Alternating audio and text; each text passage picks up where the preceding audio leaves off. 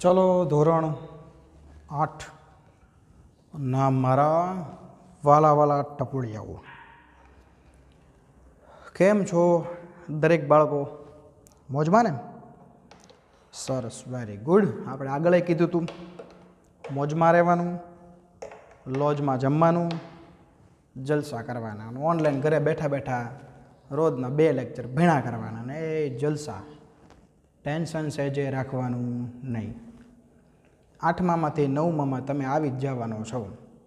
બરાબર, પરીક્ષા લેવામાં આવે કે લેવામાં ન આવે, તમે 8મામાંથી 9મામાં આવી જ જવાના છો. ટેન્શન નહીં રાખવાનું. ટેન્શન મુક્ત થઈને અઠવાડિયામાં ખાલી 2 જ લેક્ચર આપણા સોશિયલના આવે છે અને એ અડધી કલાકનો તો કોક જ વાર હોય, બાકી 25 મિનિટ આજુબાજુ હોય છે, 20 થી 25 મિનિટ આજુબાજુ લેક્ચર ભરવાના અને જલસા કરવાના. હવે આપણે ગયા લેક્ચરની અંદર બીજું ચેપ્ટર આપણે પૂરું કર્યું હતું. આજે આપણે ત્રીજું ચેપ્ટર શરૂ કરવા જઈ રહ્યા છીએ. અહીંયા બોર્ડ ઉપર ટાઇટલ લખેલું છે, બરાબર, ભારતમાં રાષ્ટ્રવાદ. સૌપ્રથમ આપણે પ્રસ્તાવના જોઈએ, બરાબર, કે ભાઈ પ્રસ્તાવનામાં આપણને શું કીધું છે.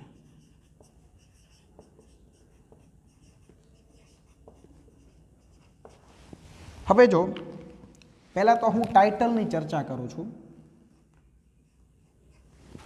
ભારત એટલે તો ખબર છે કે આપણે જે દેશમાં રહીએ છીએ એ આપણો દેશ એટલે ભારત. ભારતમાં રાષ્ટ્રવાદ. હવે સૌથી પહેલો પ્રશ્ન બાળકો હું તમને એમ પૂછું કે ભાઈ રાષ્ટ્રવાદ એટલે શું? જોયા વગર કોમેન્ટમાં જવાબ આપો. હાલો, રાષ્ટ્રવાદ એટલે શું? બરાબર.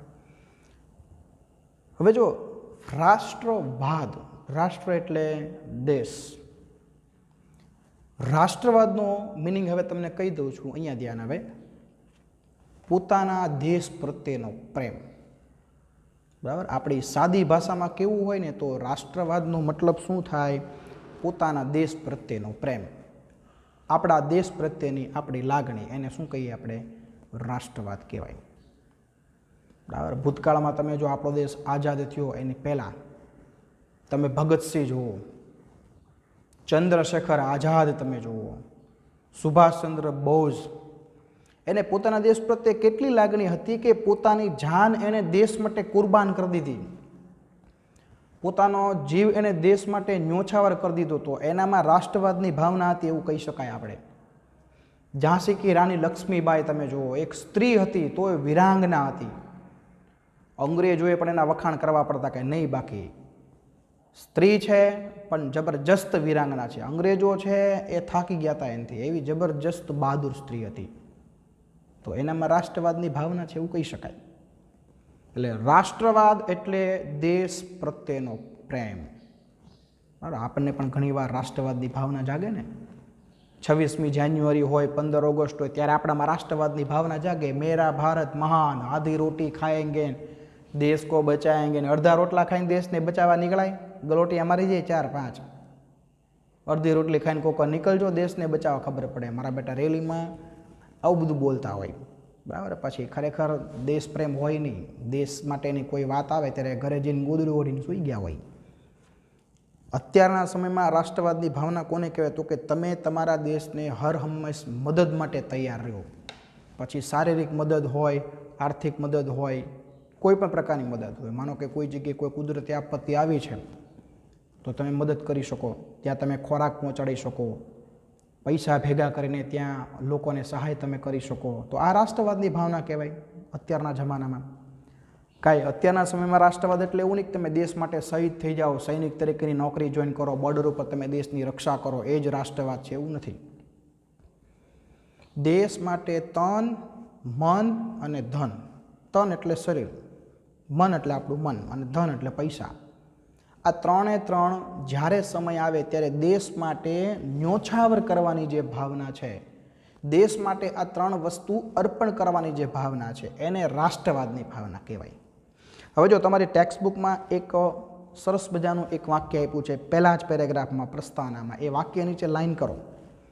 રાષ્ટ્રવાદ એટલે પોતાના રાષ્ટ્ર પ્રત્યે એકાત્મકતા અને ગૌરવની ભાવના. આ વ્યાખ્યા છે. કોની વ્યાખ્યા છે?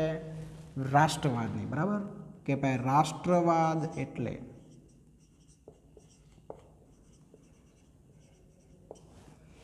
પોતાના દેશ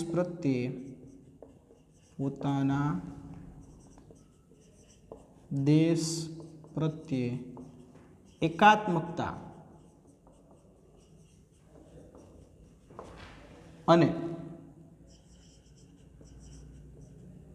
ગૌરવની લાગણી ભાવના. આને કઈ ભાવના કહેવાય? રાષ્ટ્રવાદની ભાવના કહેવાય. આપણા દેશ પ્રત્યે એકાત્મકતાની ભાવના. આપણે બધા એક જ છીએ. ધર્મનો ભેદભાવ ન હોવો જોઈએ, જ્ઞાતિનો ભેદભાવ ન હોવો જોઈએ, કોઈ પણ પ્રકારનો ભેદભાવ ન હોવો જોઈએ. દેશ પ્રત્યે એકાત્મકતાની ભાવના, દેશ પ્રત્યે ગૌરવની ભાવના. આપણને આપણા દેશ પ્રત્યે ગૌરવ હોવું જોઈએ. કેવો સરસ મજાનો દેશ કે ભૂતકાળમાં દુનિયામાં ભારતનો ડંકો વાગતો. તમે ધોરણ 10ની અંદર આવશો ને ત્યારે ખબર પડશે. દુનિયામાં ભારત દેશની જેવી સંસ્કૃતિ છે ને, ભારત જેવો દેશ છે ને, એવો દુનિયામાં કે તમને દેશ જોવા ન મળે. એવી તમને કે સંસ્કૃતિ જોવા મળે. સ્વામી વિવેકાનંદે કેટલા બધા દેશમાં ભારતના ધર્મના પ્રચાર કર્યો. એણે ભારત દેશનો પ્રચાર કર્યો. અમથું નથી કર્યું બધું એણે. આપણા દેશ જેવો તો દુનિયામાં દેશ નહોતો. એટલે જ તમે વિચાર કરજો, તમે 9માં ભણવામાં આવશે તમારા ઇતિહાસમાં, કેટલા બધા દેશમાંથી લોકો ભારતમાં આવતા. કોઈ ભારતના લોકોને બીજા દેશમાં જવાની જરૂર નથી પડી. બરાબર. એટલો બધો આપણે આર્થિક દ્રષ્ટિએ પણ કેવો દેશ હતો આપણો? સમૃદ્ધ દેશ હતો. ટૂંકમાં જરૂર પડે પોતાના રાષ્ટ્ર પ્રત્યે તન મન ધન ન્યોછાવર કરવાની ભાવના. જો બીજા શબ્દમાં કેવું હોય તો આ રાષ્ટ્રવાદ છે ને, એને બીજા શબ્દમાં જો તમારે કેવું હોય તો દેશ માટે તન મન અને ધન ન્યોછાવર કરવાની ભાવના.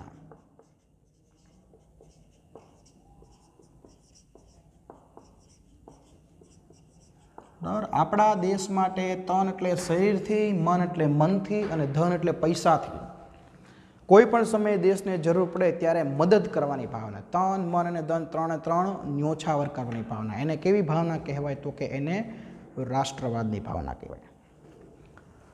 ભારતમાં રાષ્ટ્રીય જાગૃતિના પરિબળો ખાસ કરીને ઈસવીસન 1857ના પ્રથમ સ્વાતંત્ર્ય સંગ્રામ બાદ વિકસ્યા. આ ટીક કરો. આપણા દેશમાં રાષ્ટ્રવાદની ભાવનાની શરૂઆત ક્યારે થઈ?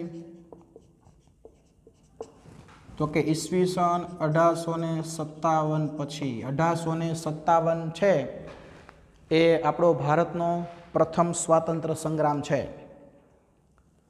અંગ્રેજોએ ઈસવીસન 1757થી આપણું શોષણ કરવાનું ચાલુ કર્યું અને 1857 100 વર્ષના સમયગાળામાં તો આપણા દેશને કંગાળ બનાવી દીધો, પાયમાલ બનાવી દીધો. અને પછી આ 100 વર્ષનો સમયગાળો પૂરો થયો ને પછી આપણને ખબર પડી કે આ તો મારા બેટા અંગ્રેજો લુચ્ચા છે, આપણું શોષણ કરે છે, મફતના ભાવમાંથી બધું લઈ જાય છે અને છતાં આપણને માન સન્માન આપતા નથી. આવા અંગ્રેજોને આપણે કાઢવા જોઈએ. આવી ભાવના આપણામાં વિકસી અને પછી 1857 પછી આપણને આપણા દેશ પ્રત્યે પ્રેમ જાગ્યો અને આ અંગ્રેજોને કાઢવા માટેની તમામ પ્રક્રિયાઓ આપણે શરૂ કરી. એટલે 1857 પછી આપણા દેશના નાગરિકોમાં રાષ્ટ્રવાદની ભાવના જાગી. પછી 1857માં એ રાષ્ટ્રવાદની ભાવના જાગી એટલે પ્રથમ સ્વતંત્ર સંગ્રામ અંગ્રેજો સામે આપણે આપ્યો. હવે જેને આપણે પ્રથમ સ્વાતંત્ર્ય સંગ્રામ તરીકે ઓળખીએ છીએ. હવે જો અહીંયા નવજાગૃતિ, ધર્મમાં સુધારણા, અમેરિકા અને ફ્રાન્સની ક્રાંતિ, ઇટાલી અને જર્મનીનું એકીકરણ વગેરે પરિબળો યુરોપમાં રાષ્ટ્રવાદનો ફેલાવો કરવામાં મહત્વની ભૂમિકા ભજવેલી છે. મતલબ કે જો અમેરિકાની અંદર ક્રાંતિ થઈ, બરાબર, ફ્રાન્સની અંદર ક્રાંતિ થઈ, ઇટાલી જર્મનીના ભાગલા પડી ગયા હતા, પાછા બે ભેગા થયા. આ બધું તમારા 9માં આવશે ભણવાનું. તો આ બધી જે ઘટનાઓ બની યુરોપમાં, એ પણ યુરોપમાં રાષ્ટ્રવાદની ભાવનાનું જ કારણ હતું. અમેરિકામાં ક્રાંતિ થઈ, અમેરિકાના લોકો છે એને સરકાર વિરુદ્ધ ક્રાંતિ કરી. કઈ ભાવનાના કારણે? રાષ્ટ્રવાદની ભાવનાના કારણે. ઇટાલી અને બીજો દેશ કીધો છે જર્મની, બંનેના ભાગલા પડી ગયા હતા. બરાબર. એટલે ઇટાલી અને જર્મનીની પ્રજા જાગૃત થઈ કે ભાઈ અમારો દેશ એક હોવો જોઈએ. પ્રયત્નથી ભાગલા છે ભેગા થઈ ગયા, એકીકરણ થયું, આખો દેશ એક થઈ ગયો. કઈ ભાવનાના કારણે? તો કે રાષ્ટ્રવાદની ભાવનાના કારણે. તો યુરોપના દેશોમાં પણ આ બધી જે ઘટનાઓ બની એ બધી ઘટનાઓ પાછળ એક જ કારણ જવાબદાર હતું. કયું? રાષ્ટ્રવાદ. યુરોપ હોય કે એશિયા ખંડનો આપણો ભારત હોય, જ્યારે જ્યારે લોકોને પોતાના દેશ પ્રત્યે પ્રેમ જાગ્યો છે ત્યારે લોકો જાગૃત થયા છે અને પોતાના દેશને બચાવવા માટે ક્રાંતિના માર્ગે વળ્યા છે. મતલબ કે લડતો ચલાવી છે. ભારતમાં બ્રિટિશ શાસન હતું. બ્રિટિશ એટલે કોણ? અંગ્રેજો. બ્રિટિશરો એટલે કયા અંગ્રેજો? ઇંગ્લેન્ડના અંગ્રેજો. બરાબર. બ્રિટિશરોના સંપર્કને પરિણામે ભારતમાં રાજકીય, સામાજિક, ધાર્મિક, આર્થિક દૃષ્ટિકોણોમાં ફેરફારો થયા. જો અંગ્રેજો છે ભણેલી ગણેલી પ્રજા હતી. ખરેખર અંગ્રેજો આવ્યા ને એનાથી આપણને નુકસાન ઘણું બધું થયું છે. આપણું શોષણ થયું, આપણા દેશનો વિકાસ અટકી ગયો, પણ ઘણા બધા આપણને ફાયદા પણ થયા છે કે અંગ્રેજી છે ને એ ભણેલી ગણેલી પ્રજા હતી. એટલે જેવા આપણા દેશમાં અંગ્રેજો આવ્યા, આપણે અંગ્રેજોના સંપર્કમાં આવ્યા, પરિચયમાં આવ્યા, એટલે આપણામાં ઘણો બધો સુધારો થયો. બરાબર. આપણો ભારતનો ઘણો બધો વર્ગ છે ને એ અંગ્રેજી ભણીને સાક્ષર બન્યું. જેવો અંગ્રેજી બનીને સાક્ષર બન્યો, અંગ્રેજી ભણીને એટલે પછી પશ્ચિમની સંસ્કૃતિના આપણે લોકો સંપર્કમાં આવ્યા. એટલે પછી આપણને ખબર પડી કે ભાઈ ખરેખર આપણા દેશમાં જે ઓલા કુરિવાજો છે ખોટા છે, એ કુરિવાજો આપણે દૂર કરવા જોઈએ. જ્યારે આપણા ઘણા બધા લોકો અંગ્રેજી ભણ્યા, વિદેશમાં ગયા, ત્યારે આપણને ખબર પડી કે આપણો દેશ તો હાવ રૂઢિચુસ્ત છે, આ બધા દેશો કેટલા બધા વિકસિત છે. બરાબર. પછી આપણે કુરિવાજો દૂર કરવાનો પ્રયત્ન, પણ આ બધું ક્યારે કર્યું? આપણે અંગ્રેજો આપણા સંપર્કમાં આવ્યા, અંગ્રેજોની પ્રેરણાથી આપણે સાક્ષર બન્યા પછી. એટલે ઘણી બધી બાબતોમાં અંગ્રેજો આપણા માટે કેવા છે? સારા છે. હવે જો અહીંયા શું કીધું છે કે ભાઈ અંગ્રેજોના સંપર્કમાં આવ્યા, આપણે સાક્ષર બન્યા, એટલે આપણા દેશમાં ઘણા બધા પોઝિટિવ ફેરફારો થયા, ઘણા બધા રાજકીય ફેરફારો થયા. બરાબર. આપણા ધર્મમાં પરિવર્તન આવ્યા, ધર્મમાં ખોટા દૂષણો તે બધા દૂર થયા. બરાબર. આપણો સાંસ્કૃતિક ફેરફારો થયા. બરાબર. આપણી સંસ્કૃતિમાં ઘણા ખોટા બધા રિવાજો હતા, દૂધ પીતી કરવાનો રિવાજ ને સતી થવાનો રિવાજ ને આ બધું દૂર થયું. બરાબર. કંઈક પોઝિટિવ વસ્તુ આપણા ધર્મમાં આવી. ભારતમાં આધુનિક રાષ્ટ્રવાદને ઘડનારા પરિબળો ઊભા થયા. આપણા દેશમાં આપણું રાજ્ય એટલે કે સ્વરાજ જોઈએ, આ વિચાર દેશના શિક્ષિત તથા બુદ્ધિશાળી લોકોમાં બ્રિટિશ શાસન દરમિયાન ફેલાતો ગયો. આપણે હવે ભણેલા ગણેલા થયા. અંગ્રેજો જ્યારે શરૂઆતમાં આવી ત્યારે આપણે અભણ હતા, ઠનઠન ગોપાલ હતા, એટલે ત્યારે આપણને અંગ્રેજો બહુ સારા લાગતા, કારણ કે અંગ્રેજો આપણને કામ આપતા. બરાબર. ઘણી બધી સુવિધા અંગ્રેજો આપતા, પણ અંગ્રેજો એ બધું એના સ્વાર્થ માટે કર્યું હતું. પણ આપણને એમ લાગતું નહીં, અંગ્રેજો બહુ સારા છે. ઘણા બધા રાજાઓના રાજ્યનું સંચાલન કરતા, યુદ્ધ હોય તો અંગ્રેજો એની સેના આપતા કે ભાઈ લડો જાઓ તમ તારે. ત્યારે આપણે બુદ્ધિ વગરના હતા, ભણેલા ગણેલા નહોતા, પણ જેવા અંગ્રેજો આપણા દેશમાં આવ્યા, અંગ્રેજોની પ્રેરણાથી આપણે સાક્ષર બન્યા, આપણે શિક્ષિત બન્યા, પછી આપણને પણ ભાન થવા લાગી કે આ તો અમારા બેટા વિદેશી લોકો છે, આપણા દેશમાં રાજ કરે છે, આ બધાને હવે કાઢવા છે. આપણા દેશમાં આપણું શાસન જોઈએ, સ્વરાજ જોઈએ. સ્વરાજ એટલે શું? આપણું પોતાનું રાજ જોઈએ, એવું આપણે જાણતા થયા. દેશવાસીઓમાં રાષ્ટ્રીય એકતાની ભાવના જાગૃત થઈ. બધા લોકો સમજી ગયા કે આપણે ભલે અલગ અલગ રાજ્યમાં રહેતા પણ આખો ભારત આપણે એક છીએ, આપણે અંદરો અંદર લડવું જોઈએ નહીં. આપણા દુશ્મનો કોણ છે? તો કે અંગ્રેજો. તો આવી રાષ્ટ્રવાદની ભાવના પેદા કરનારા જે પરિબળો છે એ પરિબળો વિશે આપણે ભણવાનું છે. તો આપણામાં રાષ્ટ્ર પ્રત્યેનો જે પ્રેમ જગાડનારા જે પરિબળો છે, બરાબર, કે જેને આપણા રાષ્ટ્ર પ્રત્યે પ્રેમની જાગૃતિ લાવવામાં અગત્યનો ફાળો આપેલો છે, તો એવા જે બધા પરિબળો છે એ પરિબળો છે એના વિશે આજે આપણે અભ્યાસ કરવાનો છે. તો એમાં સૌથી પહેલું પરિબળ કયું છે? રાજકીય પરિબળ. બરાબર. એટલે હવે જોશું આપણે પરિબળો, એમાં સૌથી પહેલું પરિબળ જોશું આપણે રાજકીય. હવે તમને એવો પ્રશ્ન પૂછાય કે ભાઈ રાષ્ટ્રવાદની ભાવના ઉત્પન્ન કરનાર પરિબળ તરીકે રાજકીય પરિબળ લખો, તો તમારે આ પરિબળ, તમને એવું ન પૂછે કે ભાઈ રાષ્ટ્રવાદની ભાવના પેદા કરનાર પરિબળો જણાવો.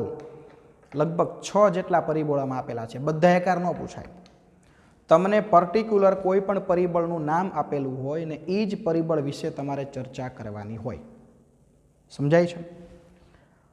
રાજકીય એટલે રાજકીય શાસન, રાજકારણ. આપણા દેશમાં પહેલાં રાજાશાહી હતી, તો એ સમયે એવી રાજકીય બાબતો કઈ કઈ હતી કે જેના કારણે આપણામાં રાષ્ટ્રવાદની ભાવના જાગી? જોઈએ. અંગ્રેજોના શાસન પહેલાં આપણા દેશમાં રાજકીય એકતાનો શું હતો? અભાવ. એટલે અંગ્રેજો પહેલાં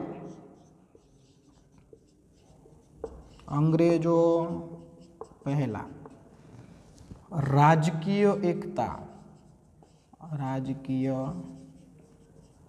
એકતા, આનો શું હતો? તો કે આનો હતો અભાવ.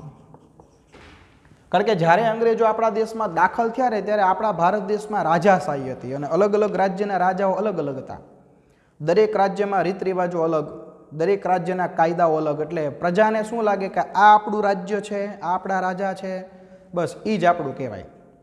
ઓલું બીજું રાજ્ય છે તો કે આપણું ન કહેવાય, ત્યાંના કાયદા અલગ છે, ત્યાંના રાજા અલગ છે, એ બધા આપણા લોકો નથી, એ બીજા લોકો છે. આવી ભાવના હતી, પોતાના રાજ્ય પ્રત્યે તે પ્રેમ. પણ કોઈના મગજમાં એવું નહોતું કે ભાઈ આપણે બધા રાજ્ય છે એ એક જ દેશમાં આવેલા છીએ, આપણે બધા એક જ છીએ, એવી ભાવના કોઈનામાં હતી. નાના મોટા રજવાડાઓમાં આખો આપણો દેશ કેવો હતો? વહેંચાયેલો હતો. અંગ્રેજોએ ભારતના ઘણા રાજ્યોને હરાવીને મોટા ભાગના ભારત ઉપર પ્રત્યક્ષ કે પરોક્ષ રીતે અંકુશ સ્થાપી દીધો. હવે સત્તા કોના હાથમાં આવી ગઈ? અંગ્રેજો. ભારતમાં મોટા ભાગે સત્તા કોના હાથમાં આવી ગઈ? તો કે અંગ્રેજોના હાથમાં આવી ગઈ. કોના હાથમાં આવી ગઈ? અંગ્રેજો. મોટાભાગના રાજાઓને હરાવીને અંગ્રેજોએ રાજ્ય હડપ કરી લીધા અને સત્તા કોના હાથમાં આવી ગઈ? અંગ્રેજ. ધીમે ધીમે જે અલગ અલગ રાજાઓ હતા અહીંયા માત્ર ને માત્ર એક જ આવવા લાગ્યા. કોણ? અંગ્રેજો. હવે જો અંગ્રેજોના તાબા હેઠળ એક સરખું વહીવટી તંત્ર અમલમાં આવ્યું. અંગ્રેજ શાસનનો અનુભવ એકંદરે સારો ન હતો. આ અને આવા અનેક કારણસર અંગ્રેજ શાસન સામે વિરોધ ઊભો થયો. ધીરે ધીરે આ વિરોધ પ્રબળ બનતો ગયો. બરાબર. હવે જો આખા ભારતમાં વહીવટમાં શું આવી? તો કે સમાનતા આવી. બરાબર. કારણ કે જે રાજ્ય ઉપર અંગ્રેજો સત્તા સ્થાપે એટલે એ રાજ્ય કોનું? અંગ્રેજોનું. એટલે મોટાભાગે ધીમે ધીમે આખા દેશમાં અંગ્રેજોની સત્તા આવવા લાગી એટલે લોકોને ખબર પડી ગઈ કે હવે તો આપણા બધાના શાસકો એક જ છે. કોણ? અંગ્રેજો. એટલે હવે આપણે બધા કેવા છીએ? એક જ છીએ. અને આ અંગ્રેજો પાછા આપણા લોકોને શું કરતા? અન્યાય કરતા. એટલે પછી આપણે બધા લોકો અંગ્રેજોનો એક સાથે એકતાથી વિરોધ કરવા લાગ્યા અને આમાંથી તે ધીમે ધીમે ભારતના લોકોમાં એકતા આવી અને એકતા સાથે અંગ્રેજોનો વિરોધ કરવા લાગ્યા. એમાંય પાછા આપણે થોડા ઘણા શિક્ષિત બન્યા એટલે આપણને ખબર પડી ગઈ કે આ અંગ્રેજી પ્રજા આપણું શોષણ કરે છે, આપણે આખા ભારતના લોકો એક જ છીએ અને આ અંગ્રેજોને ભારતમાંથી આપણે કાઢવા જોઈએ. એટલે આ રાજકીય પરિબળ દ્વારા આ રીતે આપણામાં જે રાષ્ટ્રવાદની ભાવના છે એ આવી. હવે આર્થિક પરિબળ આપણે જોવાનું છે. હવે કયું પરિબળ જોવાનું છે આપણે? આર્થિક. એટલે પરિબળ નંબર 2. આર્થિકનો મતલબ શું થાય? પૈસા, ધંધા રોજગારની દ્રષ્ટિએ. કે અંગ્રેજો ભારતમાં આવ્યા એટલે આર્થિક એવી કેવી પરિસ્થિતિ ઊભી થઈ કે જેના કારણે આપણામાં એકતા આવી. આપણે અંગ્રેજોનો વિરોધ કરતા થયા. જો અંગ્રેજોની આર્થિક નીતિએ ભારતને કેવું કર્યું?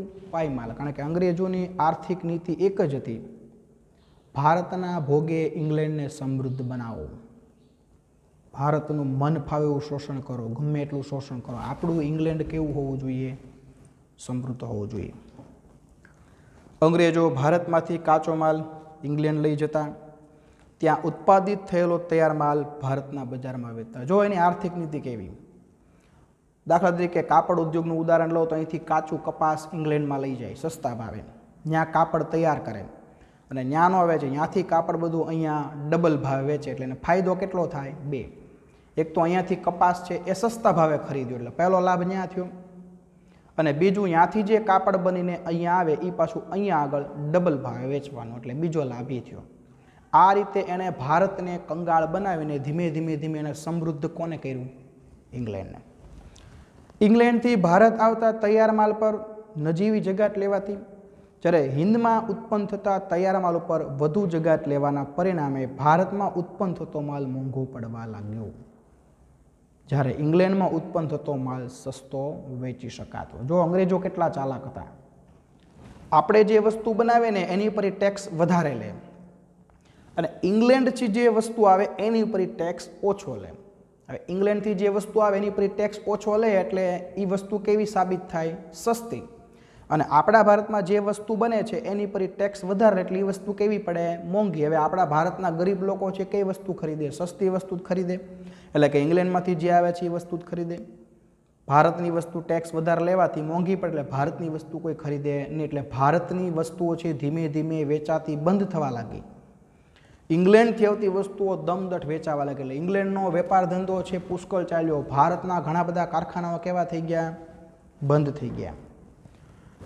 આ હરીફાઈમાં ભારતના હસ્ત ઉદ્યોગો, કુટીર ઉદ્યોગો એ ટકી શક્યા નહીં.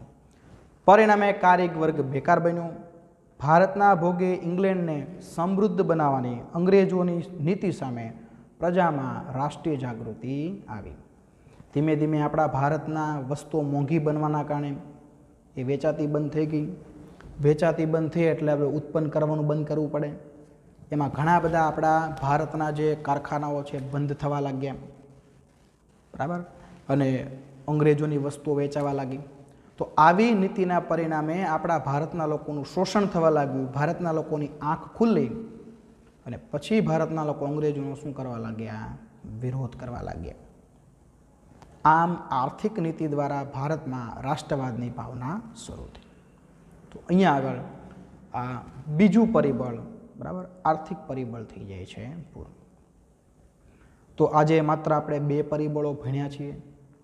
આ 2 પરિબળો સુધી આપણે લેક્ચર અહીંયા રાખીએ છીએ. આવતા લેક્ચરમાં ત્રીજું પરિબળ છે વાહન અને સંદેશા વ્યવહાર. ત્યાંથી આપણે જોશું નેક્સ્ટ લેક્ચરની અંદર. હોમવર્ક હું આપું છું, સરસ મજાની રીતે તમારે કરવાનું છે, બરાબર. આવતા લેક્ચરમાં આ ચેપ્ટર આપણે આગળ ધપાવશું. સરસ મજાનું ચેપ્ટર છે, બહુ મોટું ચેપ્ટર છે એટલે ઘણા લાંબા સમય સુધી ચાલશે. તો આજનું હોમવર્ક આપું છું, એ હોમવર્ક તમારે નોટ કરવાનું છે. બોર્ડ ઉપર જે મુદ્દા લખ્યા છે એમાં કાંઈ બહુ આટલું બધું છે નહીં એટલે આ મુદ્દાનો તમારે સ્ક્રીનશોટ લેવાની જરૂર નથી કે નોટ કરવાની જરૂર નથી. હોમવર્ક નોટ કરી લેશો. આવતા લેક્ચરમાં પાછા આપણે મળ્યા સુધી, ત્યાં સુધી બાય, આવજો.